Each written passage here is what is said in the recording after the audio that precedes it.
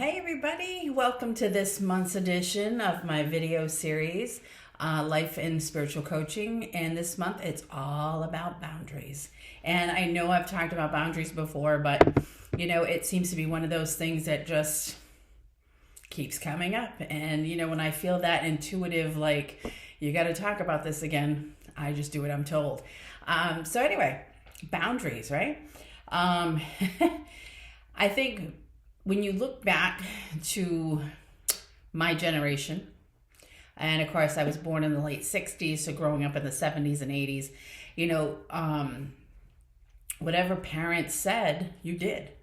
No matter what. When your parents said jump, you said how high. And if you didn't do it, you were rebellious. And it didn't matter if you had good parents, bad parents, mediumship parents, there was no boundaries. There was no boundaries with men who talked to women. Women got catcalled all the time. Women were not equal, of course. I know today they're still not completely equal, but we have been moving in a much better direction. And, there was no boundaries back then either. Today I think we have really grown into a space of, oh my God, kind of like, we're really pushing to be as equal as everyone else, truly. And I know boundaries apply in many different directions of life, but for now, this is where I'm starting.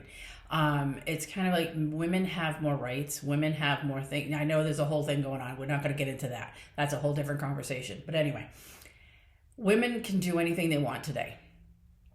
They can run for president. They can go to space. They can do construction, drive trucks, I had a woman in here today who's a mason, and she's the tiniest little thing, and it's like, oh my gosh, but she loves what she does. So anyway, women can do anything. Do we have boundaries? Sometimes yes, sometimes no.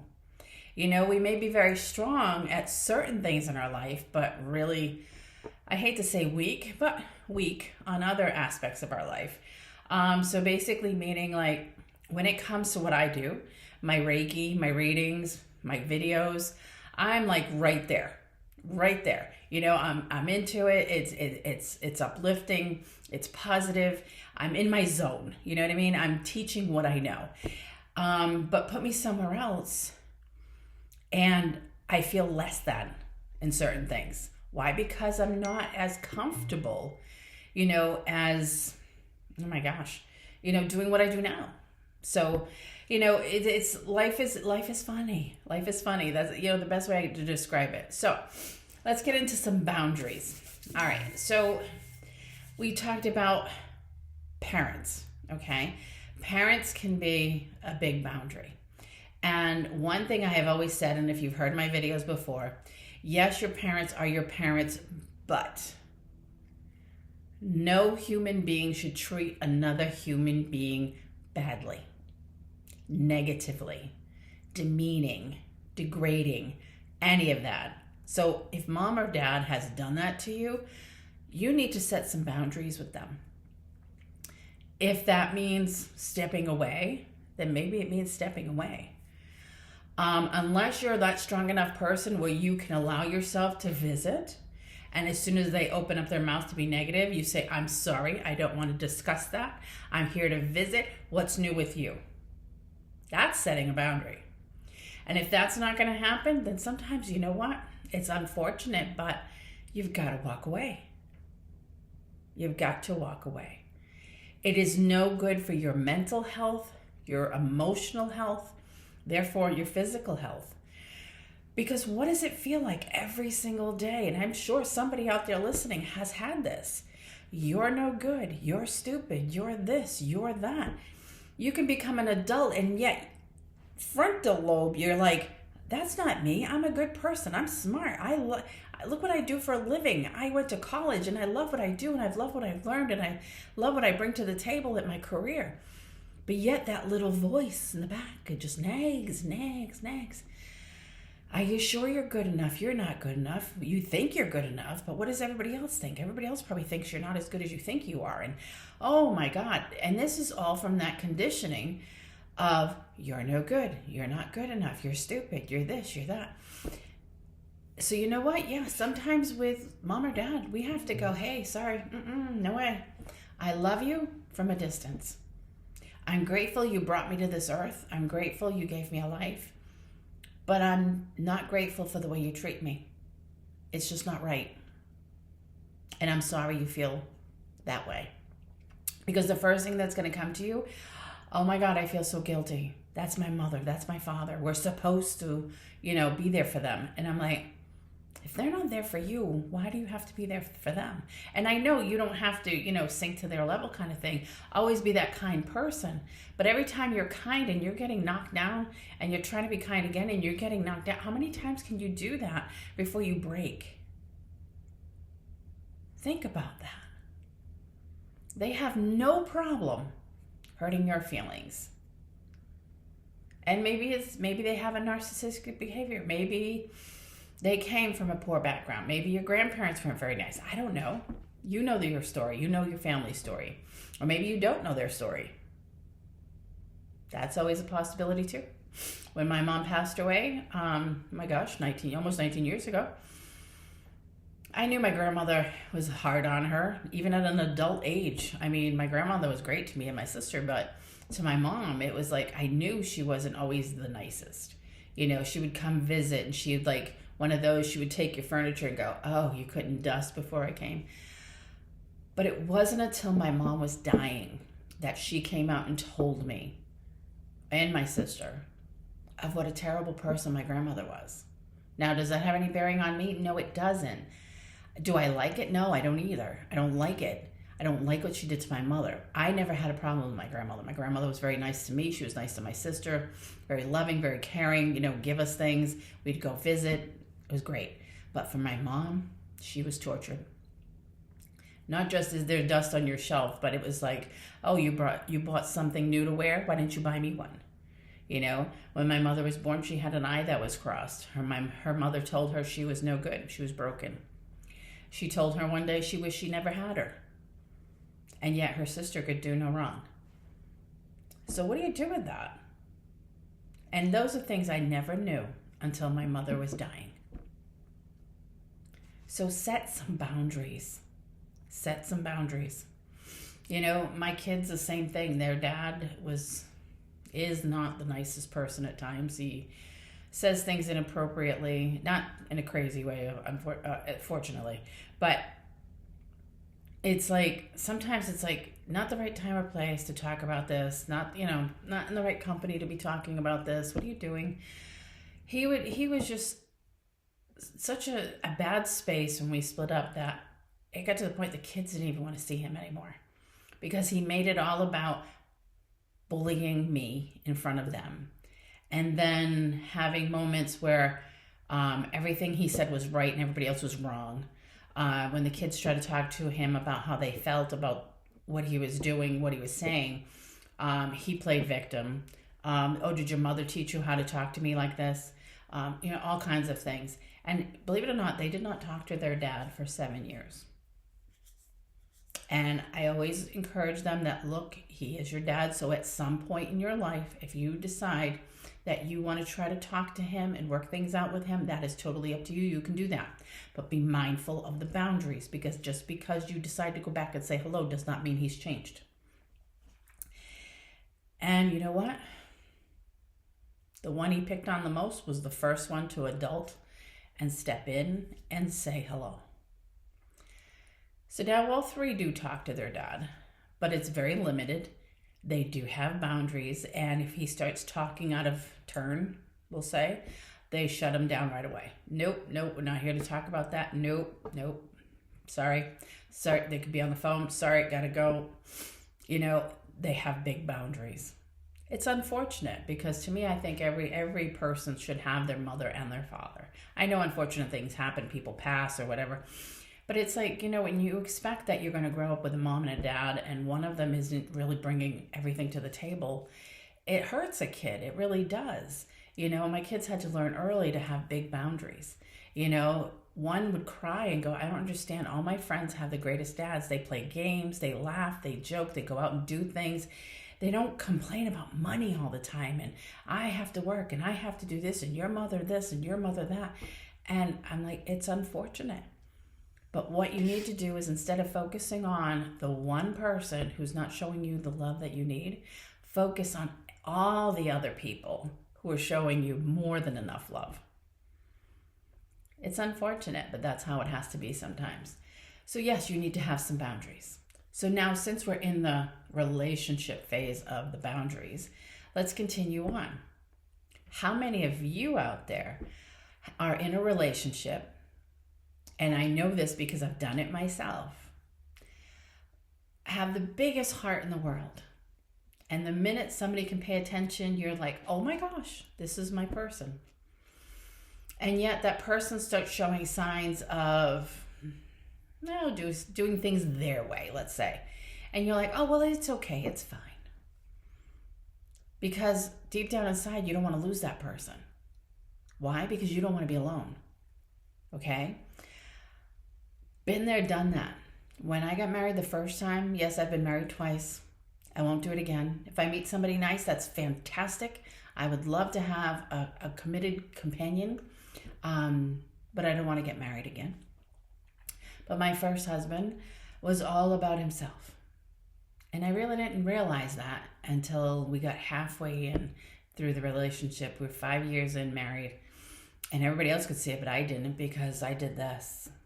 I wore those blinders and didn't want to look. I'm like, no, it's fine. I made excuses for every little thing. We didn't have a lot of money. The bills were piling up.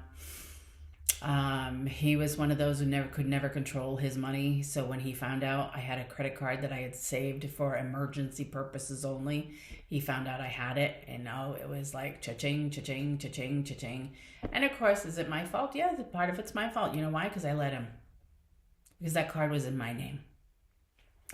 So again, boundaries, right? I made excuses for him. I spent money for him. I did lots of things for him. I don't care what it was. And it wasn't until towards the end because my parents would take us out to eat a lot, and they knew we didn't have a lot, and they always paid. And I appreciated it by all means, but I knew why they were doing it. It was because he was spending so stupidly that we didn't have the money to spend on going out to eat. So they would take us out. And again, I was grateful, but I understood what was going on by this point. And I was like, when they said, hey, you want to go out to eat? And I was like, you know what? No, we don't have enough money to go out to eat. I need to use my money to pay my bills. And they're like, no, it's okay, really. I said, I know it's okay, but I'm telling you no. So when I got off the phone, he's like, so we going? I'm like, no, we're not going. He's like, why not? I said, because we don't have the money. He says, your parents are probably going to pay anyway. I'm like, that's not the point. If somebody offers to pay for you, that's wonderful. But I'm not going to go knowing they're going to pay for us. You know what I mean? It's about time we stop spending. And then I started putting my foot down. And when he realized the money was not accumulating the way he hoped it would, he found himself someone else real quick, who sounded like cha-ching, cha-ching, cha-ching, cha-ching, cha-ching, only to find out karma bit him in the ass. So anyway, you have to have boundaries. Don't make excuses. If you find you have to make excuses for your partner, you find that you're always saying, oh, don't worry, it's fine, it's okay, don't worry about it, it's okay, I don't want to be alone. Yet, you know, that little voice is telling you this person is not right for you. But yet you're going, I don't want to be alone. I'd rather be alone and happy than with somebody who's going to drag me down. Because you know what? When you're not in the right place, doing the right thing with the right people, your whole life starts falling apart. And that's truly what happens. So think about that. Never make excuses for a partner. Make sure things are balanced. If you decide, hey, I'd like to go out with the girls, and he says no, or she says no, excuse me? No, pay attention. Pay attention. You know, a committed relationship should be an open book on both sides. Communication, love, trust, responsibility, all those things have to be in there. You know, and as I get older and the more I realize that I'm okay being by myself, it's because that void that I had, I fulfilled myself. I started loving who I am as a person. I love who I am. I love what I do. I love my kids. I love my life. So therefore, I'm not looking for someone to fill that void. because I did it. And I tell everybody who comes out of a relationship, learn how to fill your own heart before you bring somebody else in. Because a lot of people break up today and tomorrow go have somebody new, and that's not how it works.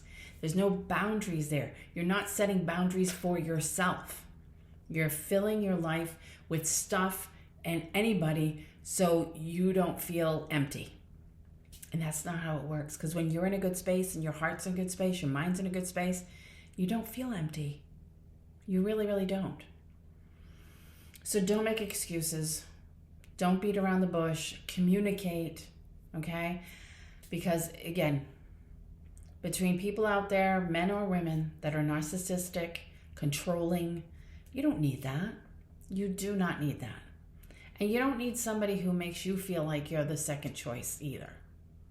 You know, it's one thing to be in a relationship where, hey, I've got my things and my friends to do things with. You have your friends to do things with, and then we do our things together. That's okay. That's okay. You know, a lot of people my age, or even a little bit younger than me, and even older than me, basically were raised where when you were with somebody, you were with them. It was only them. And you didn't really have friends. You could have groups of friends. So the two of you always went out with friends, but never just you having friends. You know what I mean? It was okay for, like, say, for him to go hang with the guys, but not for you to go hang out with the girls, because why would you do that? You have a man at home, you know? So it's funny how things change over the years, you know, from the 60s, 70s, 80s, we going into the 90s, and now in the 2000s, it's like a lot of independence on both sides. Like I see it with my kids. You know, I have one daughter who lives with her boyfriend. They've been together for 5 years. And, you know, she does her things, he does his things, but they do their things together as well. You know, and she knows she doesn't need permission from her man to go out and do things or whatever. There's an open communication of, oh, hey, I would like to go do this and hang out with this friend. You know, I just wanted to let you know, did you make any plans or anything? Because I don't want to mess up our plans either. He said, no, I don't have any plans. Go right ahead. Go have fun with your friend. Great. Same on the other way, you know, so it's vice versa. It works. So, you know, that's how life should be, you know, through relationships, friendships, family, all of that, you know. There needs to be more balance. You know, it's like the best way of describing it is that there's got to be some kind of a balance.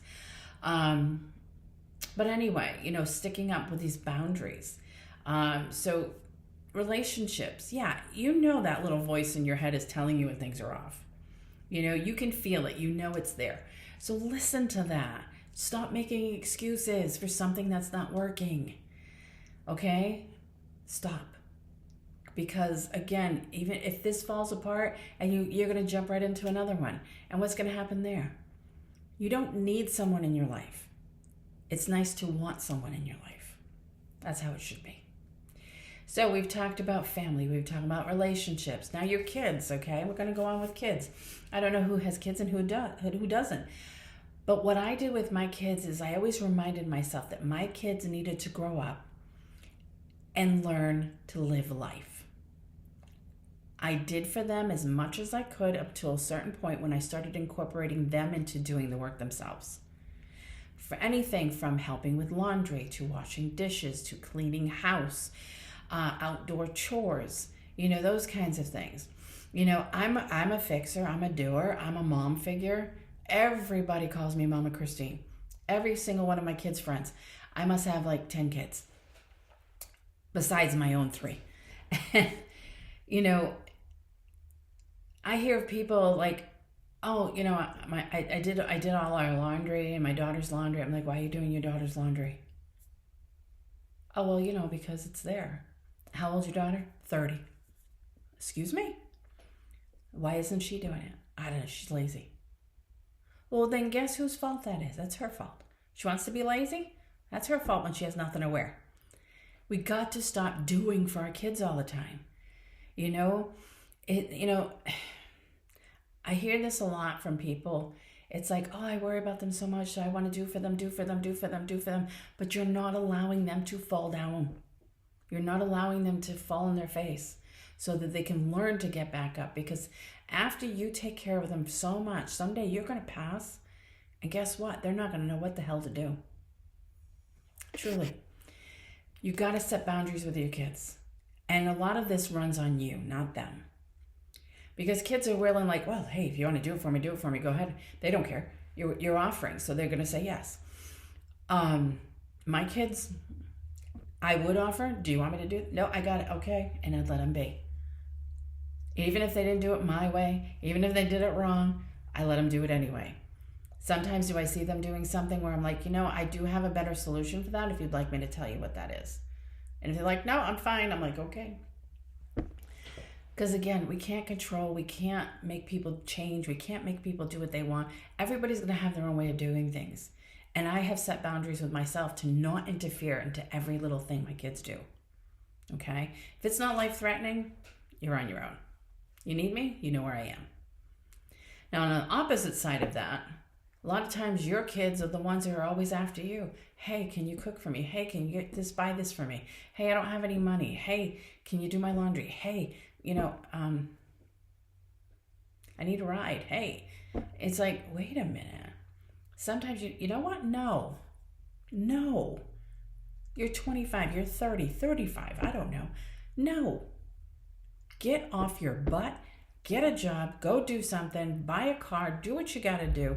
And I know there's a lot of different scenarios that can be out there that can help people. But in honesty,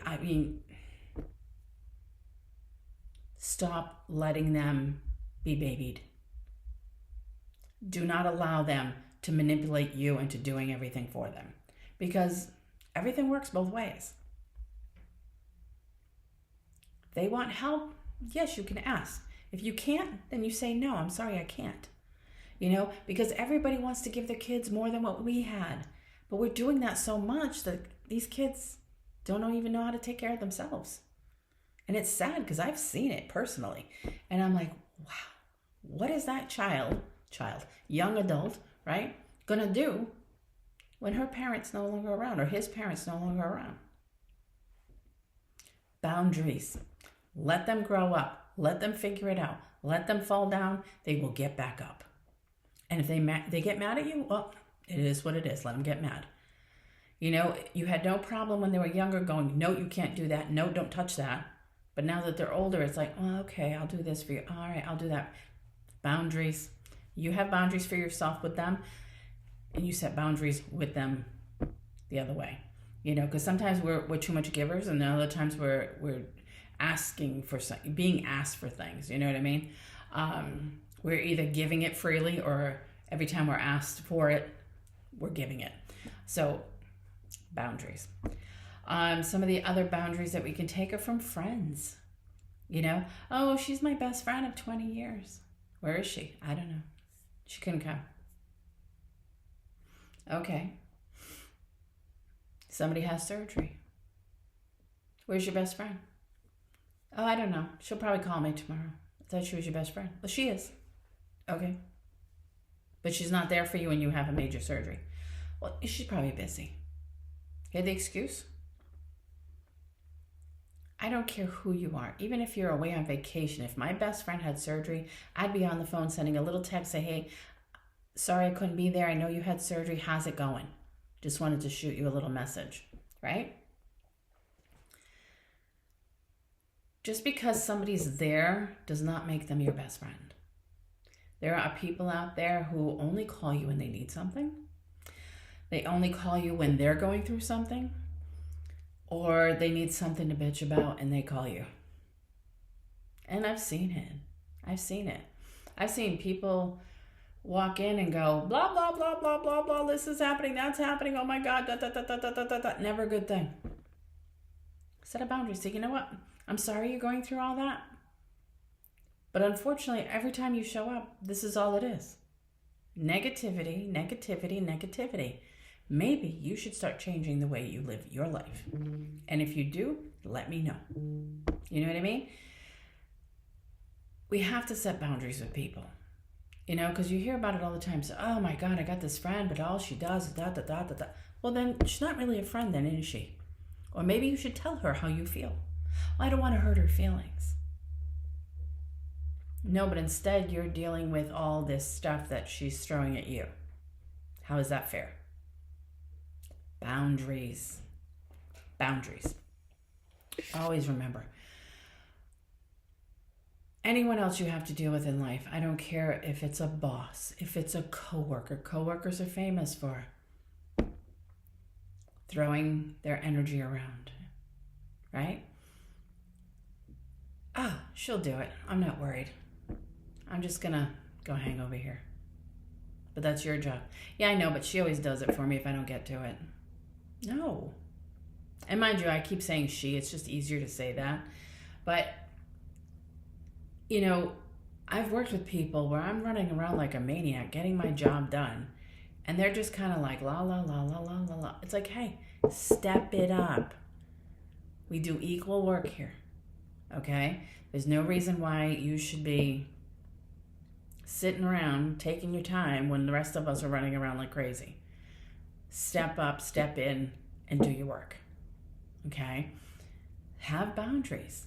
You know, they always say if you have problems with a coworker, say something. Don't go to all the other coworkers and bitch and moan about it. Talk to the one who you're having the issue with. And if you can't resolve that, then go to your supervisor, go to your boss, go to your whoever, right? And explain to them, say, hey, look, you know, we all need to pull our own weight around here, but I've mentioned to her and tried to work this out myself with her or him that, you know, they're not stepping up. They're not doing their share. And no matter how much I've spoke with them, nothing's changing. So now I'm bringing it to you. That's having boundaries. So there's a lot of boundaries we can have. Some of the best boundaries you can have is with yourself, though. How many of you sit there and go, oh my God, I'm so stupid. Oh my God, all I do is screw things up. Oh my God, I'm fat. Oh my God, I'm short. Oh my God, I'm this. Oh, I'm stupid. Start setting boundaries with you.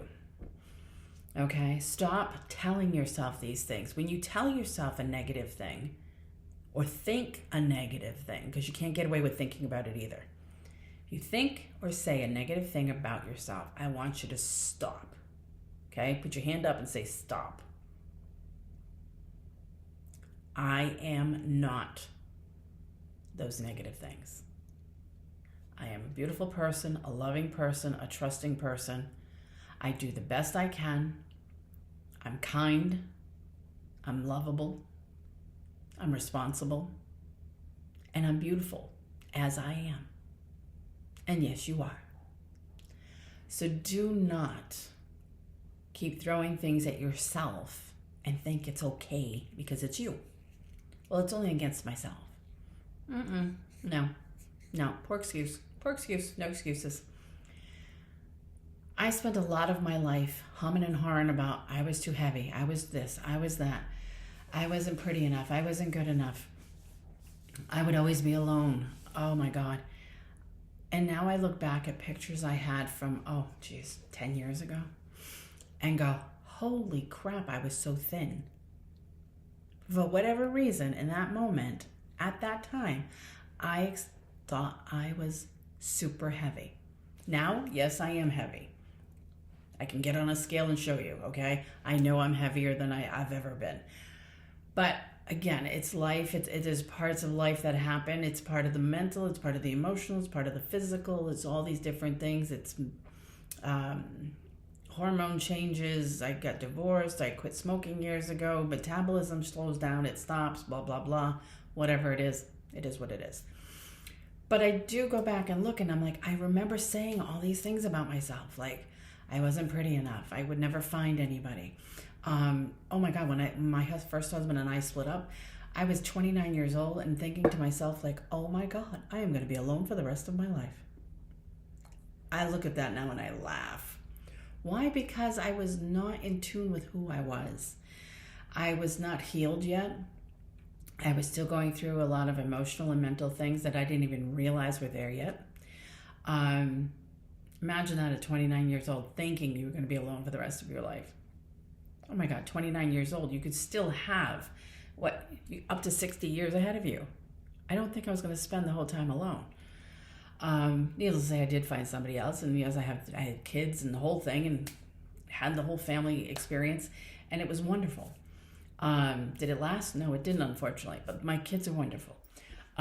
So, never think the negative pieces of yourself, because more than likely 99.9% of it's not true.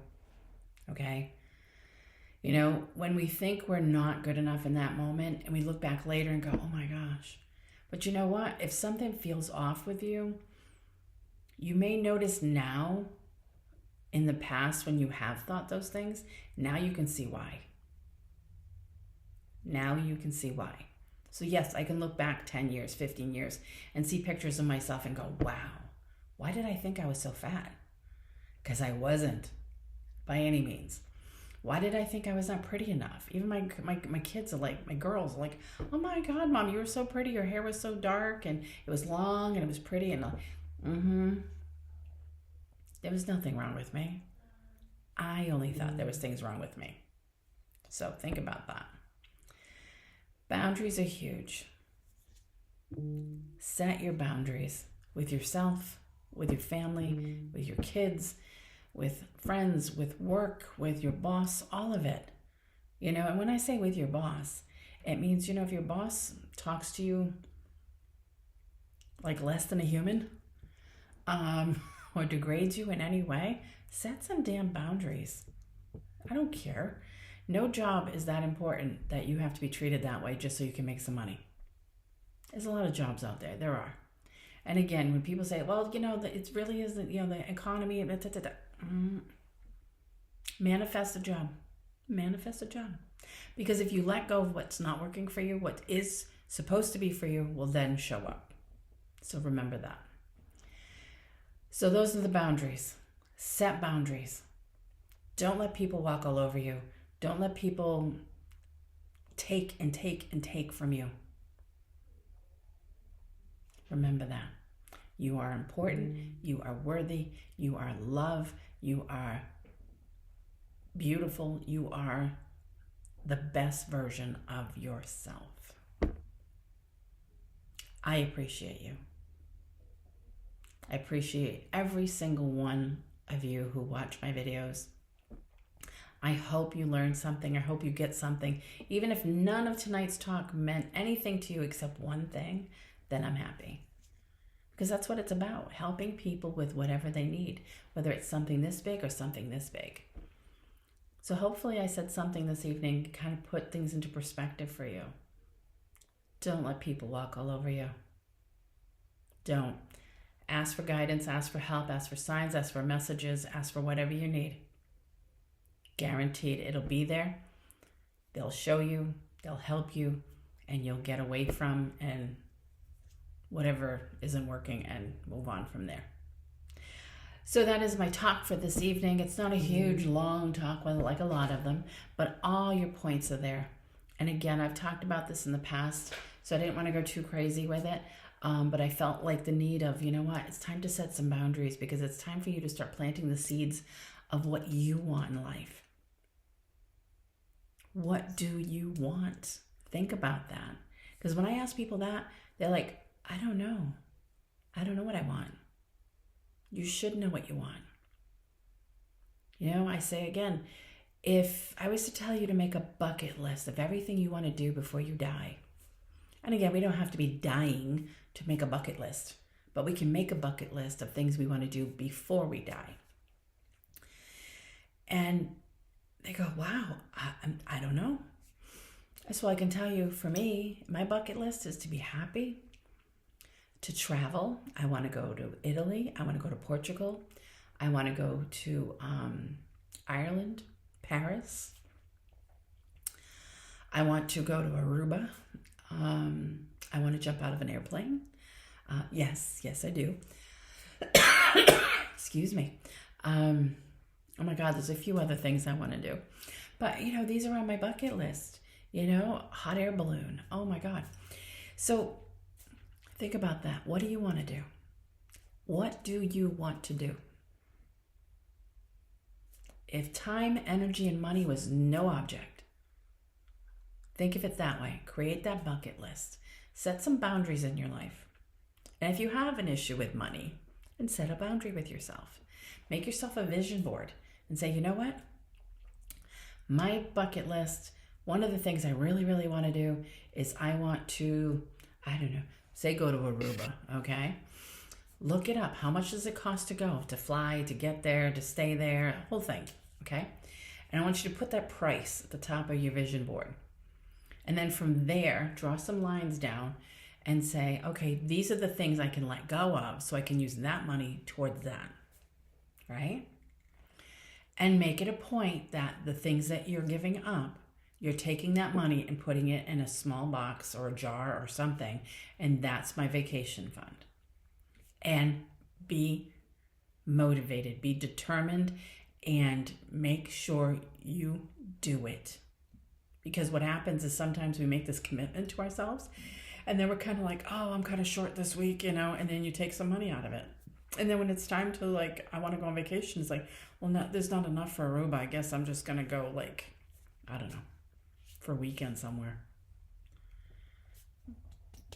Be responsible, be determined, be motivated, okay?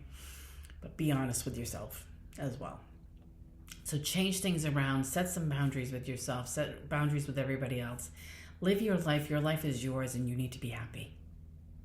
And you can be happy. So that is my talk for today. I will see you any other day. I do a video every single day, and it goes on all the social media platforms as well as YouTube. And if not, I will catch you next month when I do my next talk. And I might be having something new come up, so I will keep you posted.